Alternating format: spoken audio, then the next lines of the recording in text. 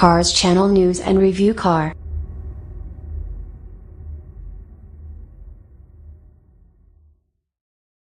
(2017) Morgan three-wheeler review. Now for something different. James goes full Biggles and hits the road in the crazy Morgan three-wheeler. In a world where we regularly talk about cars generating power and emissions, comes a car which generates something different entirely. Conversation. Or more to the point, questions. Drive even a block from home in the 2017 Morgan three-wheeler, and someone is bound to ask, what the hell is that thing? A bathtub, trimmed in soft, caramel leather, that seems to float on its hidden center rear wheel, propped up only by outrigger bicycle wheels and a V-twin motorcycle engine mounted forward of the bonnet. The Morgan is nothing if not distinctive. That heat shield strapped pipework, the pin-up girl riding a bomb decal, even the quintet of round, red lamps on the back. It's the car that drinks from a jar at a bar you've never heard of. Some people know, most don't. Children turn and point, people yell out, and nearly everyone smiles. They want to know you, they want to know more. Introverts need not apply. The Morgan three-wheeler isn't a new concept for the bespoke English manufacturer. The first Morgan three-wheeled cycle car rolled out of the Malvern factory in 1909. These, like the current three-wheeler in every country except Australia, were classified as motorcycles. In fact, Morgan didn't make a car with four wheels until 1939. Even the current car isn't new. The Morgan three-wheeler was initially shown at the 2011 Geneva Motor Show, and remains basically unchanged for the 2017 model year. Getting the Morgan homologated for local sale took plenty of time and effort for Morgan Cars Australia, and as such, cars didn't arrive here until mid-2015. There was concern at the end of 2016 that changes to ADR certification process would exclude the car from future availability, but an 11th-hour change to classification sees the Little Morgan's future secured. A range of new personalization and trim options are now available to buyers, with more heritage-centric colors and styling changes available for buyers to look back on the past as they look to the road ahead. There are 12 base colors, but the cars are all built to order, so anything is possible.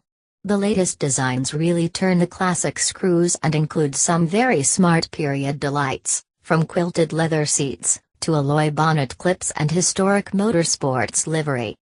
But rough roundels and polished top tanks aside, I know that you're all asking, under that funky body, just what is it? The engine is produced by an American motorcycle fabricator, S&S in Illinois. The company has a long history of creating high-powered engine conversions for Harley-Davidson bikes and custom chopper builds.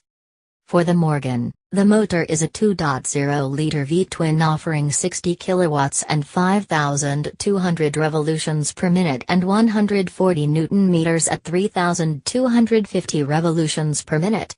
It might not sound like much, but the trike weighs just 550 kilograms, giving it a power-to-weight ratio of 114.3 W/kg. For context, that's about the same as a Mazda MX-5. Speaking of the Mazda, the gearbox is actually a 5-speed manual unit sourced from the third-generation ANSI model of the Little Roadster. Drive is then sent via a helical gearset and belt drive, like a Harley motorcycle, to a 15-inch rear wheel, running a 175 mm wide car tire. You steer the front wheels only, with some difficulty, and will return about a 9 liters/100 kilometers fuel consumption cycle, although, in this car, that's not likely to be front of mind for buyers. So yes, the Morgan is bizarre, unique, and yet strangely familiar. Where might you have seen one before? If you've been a fan of cringe comedy for longer than any regular Fokker, you'll recall Peter Sellers arrived at the party in a blue 1933 Morgan Sport Strike. Scary to think the car still has more cultural significance than Birdie Num Num. Getting in is a bit of a process, but my old and non-supple body was able to complete the task without too much difficulty. You step in and down, ironically like getting into a bath. The pedals will be configured by Morgan to your height and driving position, but even considering I am much taller than Chris from Morgan, Australia, I still managed just fine. And more to the point, I was quite cozy.